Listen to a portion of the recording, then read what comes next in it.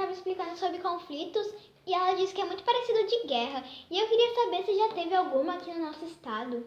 Teve na época que era império, que tinham reis, teve na época que tinha república, teve vários. E lá em Curitibanos, onde a mãe morava, já teve alguma? Teve, Curitibanos foi palco de vários conflitos, inclusive da Guerra do Contestado, já ouviu falar? Nunca ouvi falar. É porque você é muito nova ainda, mas você vai ouvir falar. Quer saber um pouquinho sobre ela? Quero. Vamos lá então. Vamos lá então, concluindo os movimentos messiânicos na República Velha. Nossa aula de hoje é sobre a Guerra do Contestado, ok? Então, a Guerra do Contestado, ela ocorreu entre os anos de 1912 e 1916, né? No caso, em 1906, iniciou-se a construção de uma estrada de ferro que ligava o Rio Grande do Sul a São Paulo. Essa ferrovia atravessa as terras em litígio entre Santa Catarina e Paraná. Então, assim, ó, a professora colocou aqui para vocês um mapa para poder entender, né, o que tem a ver com Paraná e Santa Catarina, Guerra do Contestado. Acontece que enquanto ocorreu esses conflitos, né, da Guerra do Contestado, Paraná e Santa Catarina estavam disputando essa região que vocês estão vendo ali em laranja no mapa, ok? Desde o início da província do Paraná, em 1853, quando ela foi criada, Santa Catarina disputava a posse desse território nessa região. Essa região ela fica situada entre os rios Iguaçu e Uruguai, que vocês conseguem observar ali, né, entre a fronteira dos dois estados. Okay? Então, desmembrado de São Paulo, Paraná herdou o território, cuja ocupação era contestada por Santa Catarina, que havia recuperado o domínio sobre a região de Lages em 1820. Então, enquanto aconteciam esses fatos da guerra chamada Guerra do Contestado, Santa Catarina e Paraná, né, travavam a disputa por esse território. O que acontece ali? Vocês estão observando que tem uma linha que começa lá em Santa Maria e vai terminar lá em São Paulo. Essa linha ela representa a ferrovia que foi construída nessa região, né? Então diz assim: o governo cedeu à empresa estadunidense que construiu a ferrovia o direito sobre a terra que margeava a ferrovia, em uma extensão de 15 quilômetros, o que levou à expulsão da população que vivia nessa região. Acontece que várias pessoas vieram de diferentes lugares do Brasil, além das pessoas que viviam nessa região, para trabalhar na construção dessa ferrovia. Quando a ferrovia terminou de ser construída, essas pessoas foram demitidas, né? Muitas pessoas, e ficaram vagando na região. Então, do que elas viviam? Elas viviam do que existia ali, do extrativismo, né? Da madeira, enfim. Só que essa empresa ela expulsou essas pessoas dessas regiões, né? 15 quilômetros era a posse dela.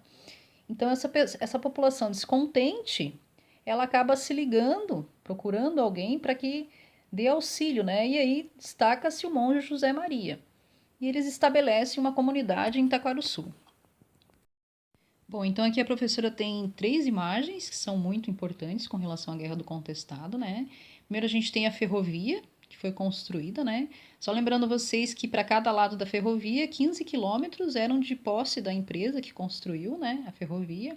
Aí é que se originou uma parte dos conflitos, né, que ocorriam junto com a disputa entre Paraná e Santa Catarina.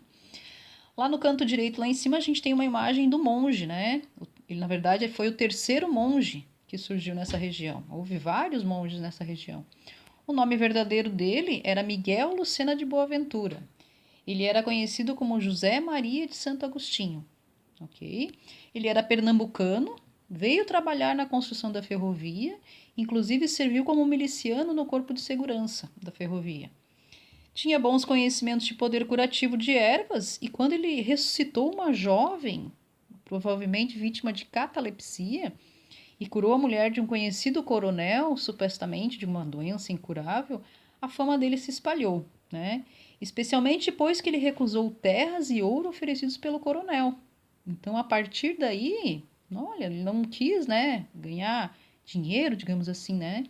Ele montou uma farmácia, né, onde atendia gratuitamente, diariamente, e aí, a partir disso, a fama dele se prolongou, ok? No outro lado, ali no canto esquerdo, a gente tem os chamados milicianos, só que não da ferrovia agora. Agora tem os milicianos, que eram as pessoas que defendiam os redutos. Porque os lugares onde eles montaram essas comunidades, que não foi um local só, foram vários locais, eram chamados de redutos, ok? Por que a professora fala em vários lugares? Porque eles constantemente se mudavam de lugar devido à questão dos exércitos estarem se organizando para combater esses grupos, né? Mas por que houve essa resposta do poder público? Porque essas pessoas eram consideradas, nos lugares onde eles abriam, montavam essas comunidades, como ameaças, ok? Para poder sobreviver, muitos deles atacavam fazendas, né? Pegavam o gado, enfim. Então, eles começaram a ser vistos como ameaças. Sem contar que o monge também pregava uma monarquia celeste, ou seja, ele era contra a república, assim como lá em Canudos, né? Isso também foi um fato determinante para que o governo federal se organizasse, né, o exército, para que eles fossem combatidos severamente. Então, agora aqui a gente tem uma outra foto, né? É uma foto do final da Guerra do Contestado. Ela está mostrando os prisioneiros de guerra, né? Muito parecida também com a de Canudos. Eu acho que a gente consegue observar ali. Só o destaque é que tem mais homens, né? Adultos aqui, além das mulheres, crianças e velhos que a gente já estava acostumado a ver lá no outro conflito também. Essa foi a 8ª expedição, tá? Só aqui que o exército finalmente conseguiu derrotar os caboclos.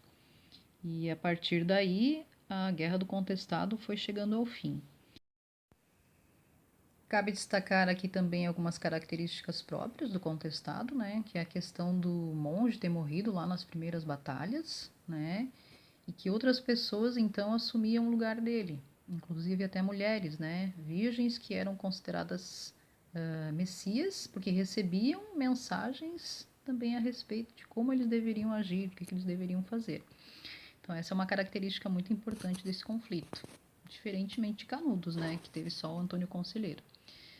Então, terminados os conflitos, para encerrar, né, a questão do contestado, Paraná e Santa Catarina, com intermediação do governo federal, chegam ao acordo de limites e assinam um acordo em 20 de outubro de 1916, definindo os limites entre os estados. Então, terminou-se o conflito, né, que foi nessa região, e terminou também a questão de litígio entre os dois estados. E assim foram traçados os territórios de Santa Catarina e Paraná, que existem até hoje.